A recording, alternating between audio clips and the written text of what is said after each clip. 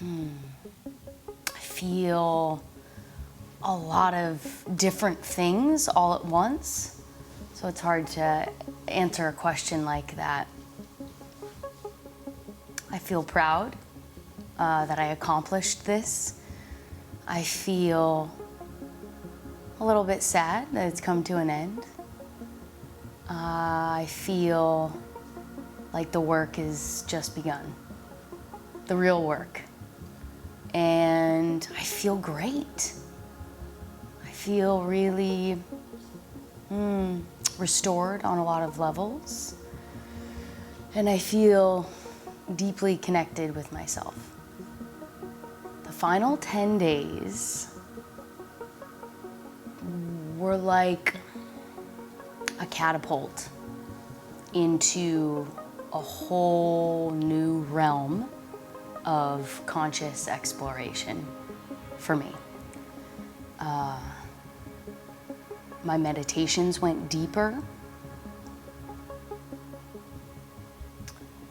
My awareness became more fine-tuned, and all of the elements that have been in place throughout the whole course started to weave together at the end. And it was like, it became this symphony that would happen either during the meditations or during yoga, where all these separate elements would all come together like so effortlessly and masterfully. And it was really, really deep and profound and challenging at times, but definitely a deeper level for the last 10 days. I found it surprising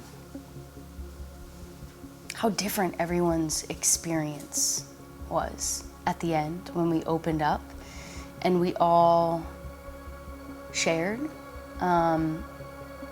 At the end of each 10 days, we opened up and broke noble silence and shared. I found it surprising how vastly different. Some people were riding waves of bliss and ecstasy, and other people were planning escape routes to get out. Surprised at how much was being unearthed from people's childhood memories. For me personally, I was surprised with how much pain I was dealing with throughout the course, and how that became a very predominant story for me personally in my journey in the last 30 days, was my relationship to pain in my body, and how surprising it was to watch that pain shift, to move away from labeling and trying to capture and trying to fix that pain, and surprised with what happened when I just accepted it. And what did happen? Most of the time, it subsided, it quieted, it calmed down. Some of the time, when I shined my awareness onto these areas of extreme pain, I would receive like messages of sorts, almost like an intuitive hit of what the pain was actually trying to tell me, the message that was there, that instead of really slowing down, finding stillness, becoming quiet, listening and observing with detached curiosity, as opposed to what's wrong? How can I fix this? Worrying, anxiety. It started to speak to me and to tell me what it really needed, which was always more love, more gentleness. more openness. Yeah.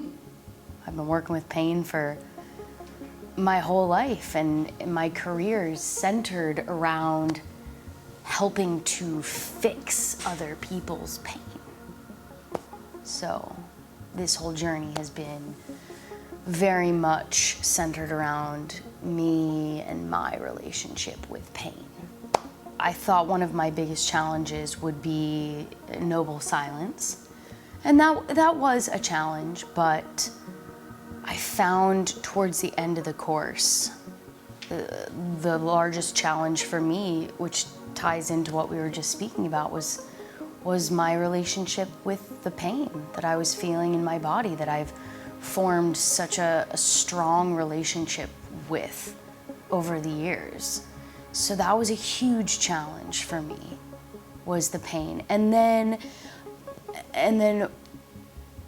rippling off of that was the ways that I would deal with the pain, the neurotic thought patterns and feedback loops that would blossom from the pain.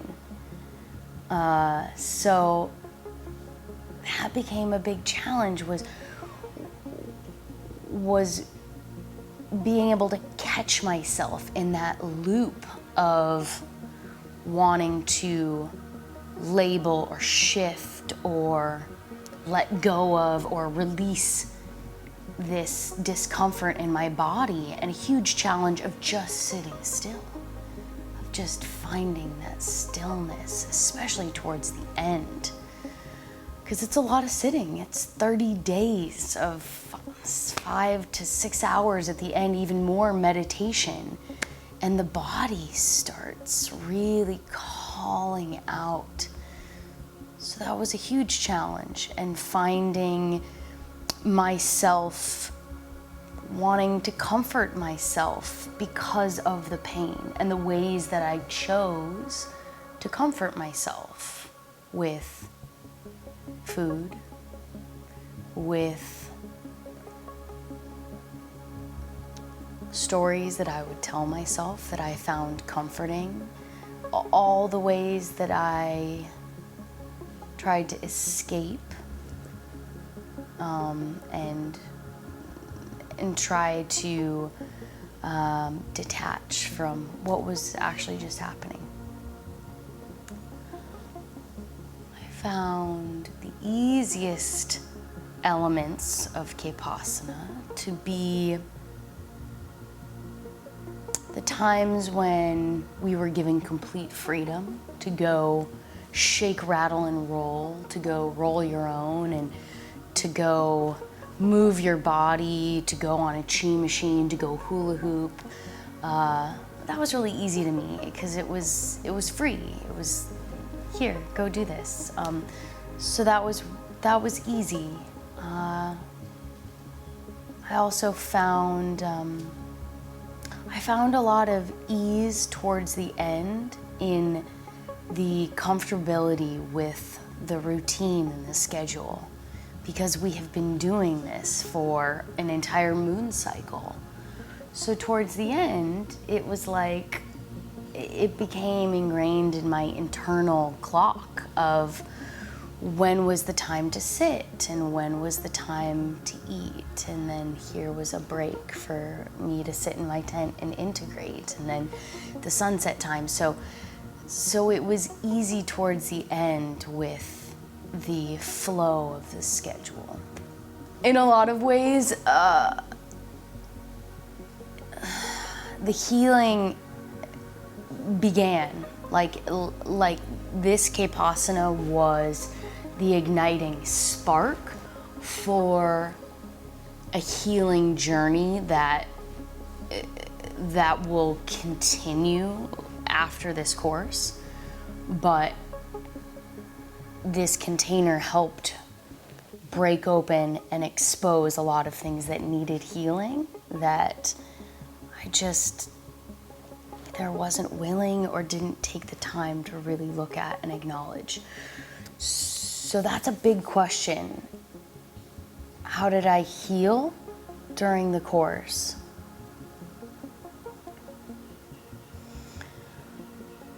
I'll just begin with on a very physical level with my physical body, doing shake, rattle, and roll in the morning to shake off all that old energy from when you're sleeping all night, activated my body.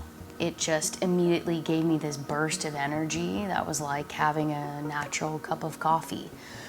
The yin yoga enabled my joints and fascia of my body to unwind and to open to levels that I've never reached before, because we're in yoga poses for 7, 10, 20-minute long shavasanas. I mean, so the level that my physical body was able to heal was incredible, along with the chi machines and all of the incredible body work that I received from the other body workers, acupuncture, going out on the chi machine, swimming in the ocean, the high vibe foods that we were eating. On a physical level, felt very restorative, very healing, incredible. On a mental level, I began a process of healing a lot of the neurotic thought pattern loops that I became aware of within myself. My inner critic, my inner judge, my little fixer inside of me, my inner mother, all of these mental aspects, these thoughts that I know deep down have good intentions but aren't serving me. So working to heal those parts of myself that feel fragmented at times, that leave me feeling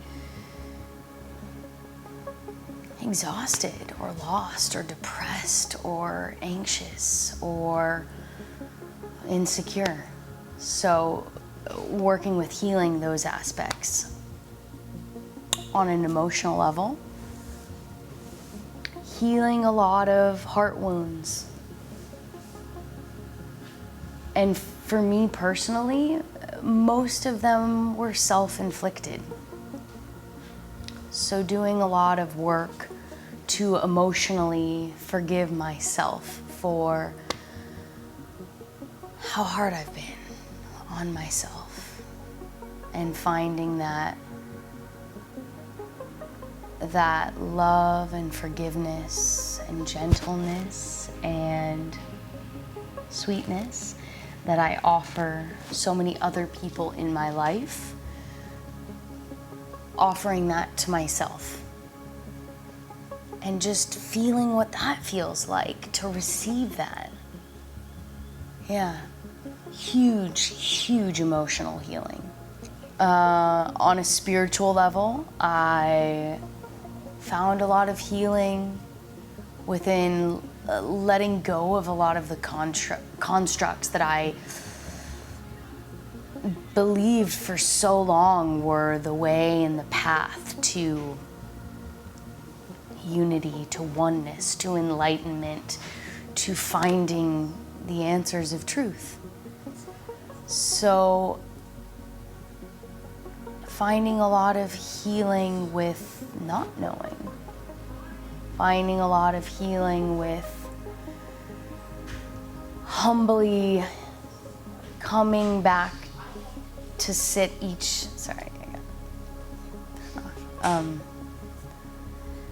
finding healing with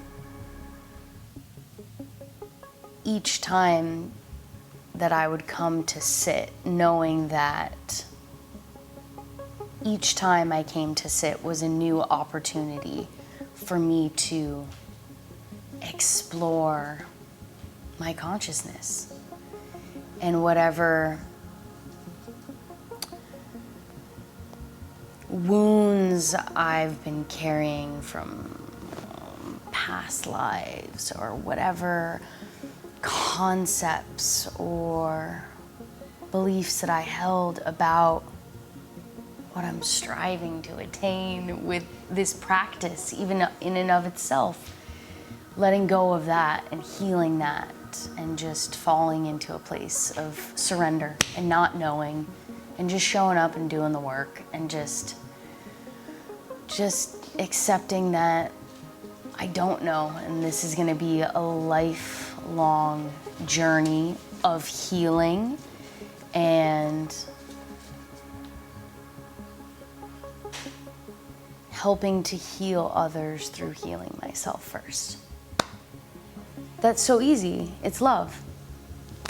I mean, at its very core, it's love, because it's a gift given by Jorge with love, and it's an invitation for each person to discover love.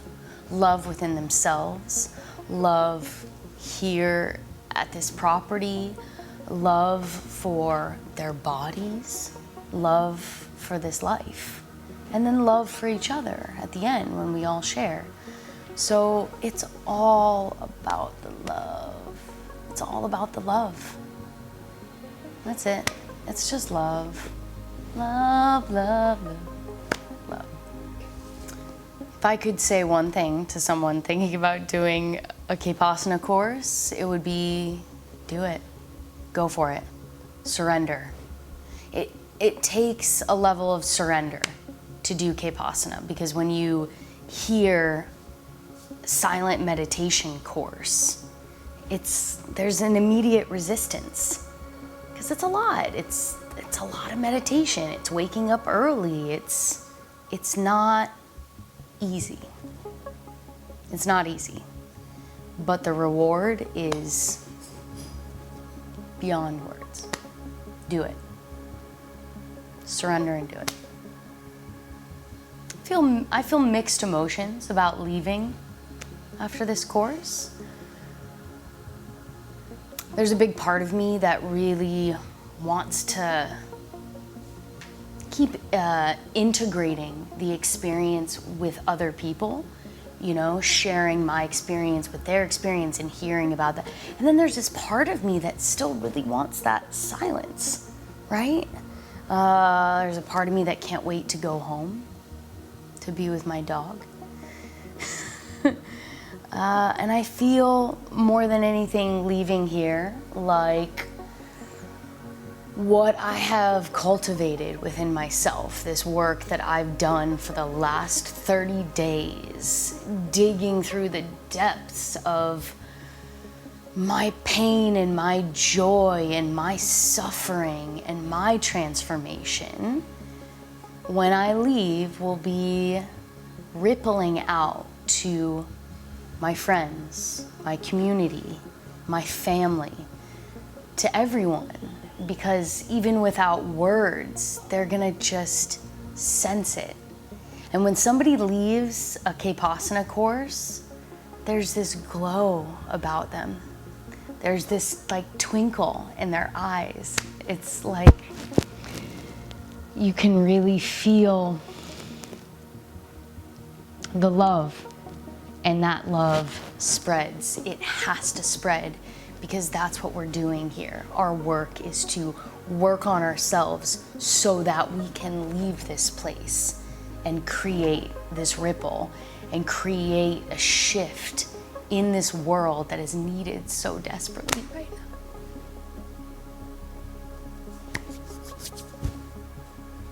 Wow, doing this course with my partner, it was interesting. At times I found myself getting pulled out of my own individual experience into what's his experience? How's he doing? Is he okay? That nurture mother in me wanted to make sure he was taken care of. He went from no meditation to a 30-day meditation course. So I was like, uh-oh. Is he gonna be okay? It's a lot of meditation. It was interesting. I think overall, it's gonna strengthen our relationship, because any time that you go through such an intense experience with anyone, whether it's a friend or a family member or a partner, it creates this bond. So I'll always have that with him. What would I like to say to Jorge? Boom shakalaka. Wow. To Jorge, I would like to say thank you. And I love you. And you're a living example of extreme generosity and compassion, kindness, and playfulness.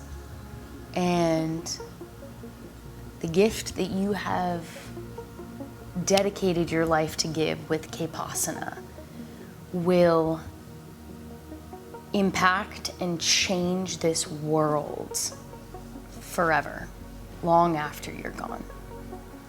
And this team of Jedis, I'm looking at it Jorge right now, have been infused with your love and with your energy and with your sweet, humble guidance, and we are forever grateful.